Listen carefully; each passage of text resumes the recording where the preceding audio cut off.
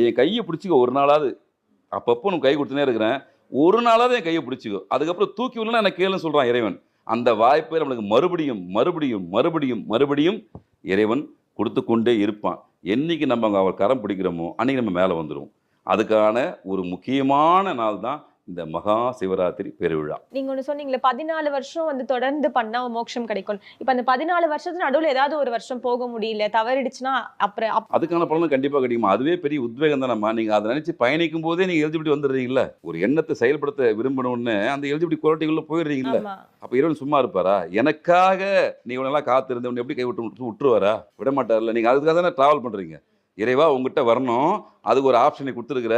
இதுல எந்த தோல்வியும் ஏற்படக்கூடாதுன்னு சொல்லிட்டு தான் வேண்டிட்டு போறீங்க. ஆனா அதையும் இறைவன் சோதிப்பான். சோதிச்சாலும் கைவிட மாட்டான். எனக்கு தெரியும் நீங்க யாருக்காக பயணம் மேற்கொள்றீங்கன்னு தெரியும். அதுல இறைவன் என்னைக்குமே கைவிடுறவன் கிடையாது. MCR Pure Cotton Club, formals and casual shirts.